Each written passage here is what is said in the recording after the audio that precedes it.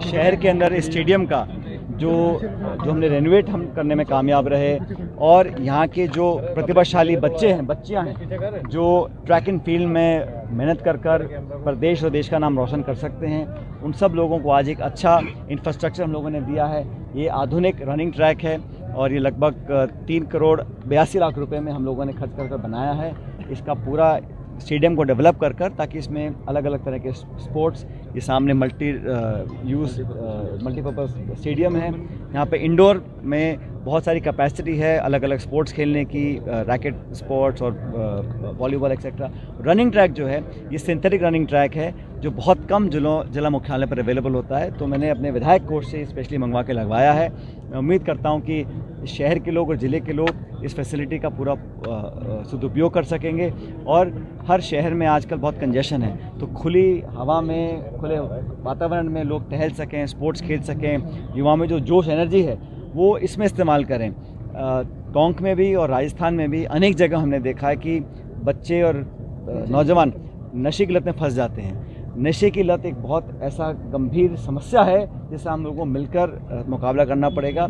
अभी तक मैं समझता हूँ जो हम लोग कर रहे हैं नाकाफ़ी है, क्योंकि बहुत सस्ती और बहुत ख़तरनाक केमिकल ड्रग्स अवेलेबल हैं बाज़ार में, तो बहुत से बच्चे इनकी लत पड़ जाती है। जब लत पड़ जाती है तो घर परिवार के लोग बजाय उसको ट्रीट कराने के, डॉक्टर को दिखाने के, उसको छुपाने की बात करते हैं। सामाजिक उसमें बहुत लोग अपने आप को असहाय महसूस करते हैं। तो मेरी कोशिश रहेगी, हमेशा रही है कि नशा मुक्ति की तरफ हम बहुत काम करें, क्योंकि आने वाली पीढ़ी अगर अंदर से खोखली हो जाएगी तो देश और समाज के लिए बड़ा एक विकट समस्या पैदा होगी। तो ये इंफ्रास्ट्रक्चर स्पोर्ट्स का, रनिंग ट्रैक का, मल्टीपर्पज़ इंडोर स्टेडियम का इसलिए भी हम लोगों ने किया ताकि बच्चों की जो एनर्जी, ऊर्जा है वो सदुपयोग उसका कर सकें और गलत रास्ते पर बच्चे ना जाएँ। आज राजस्थान में हालात क्या बन गए हैं, अस्पताल में आग लग रही है, झालावाड़ में छत गिर रही है, बच्चे मर रहे हैं, नकली दवाई पी के, खांसी की दवाई पी के मौतें शिशुओं की हो रही है। अभी यहाँ टैंकर में आग लगी जयपुर के पास, अभी जैसलमेर में और बस में आग लगे।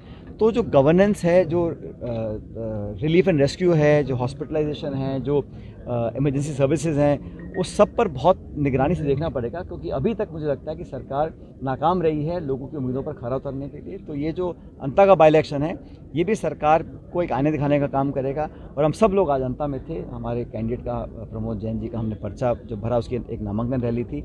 सब नेताओं ने एक स्वर से कहा कि ये कांग्रेस पार्टी चुनाव लड़ रही है जीतने के लिए। ये निकाय चुनाव से पहले सेमीफाइनल है, 2028 से पहले अंतर का चुनाव। ये चुनाव आते रहते हैं, लेकिन ये उपचुनाव हो रहा है क्योंकि कोई ऐसी दुर्घटना नहीं हुई। मोस्टली इलेक्शंस होते हैं जब कोई किसी का स्वर्गवास हो जाता है, लेकिन यहाँ पर उनको डिस्क्वालीफाई किया गया था।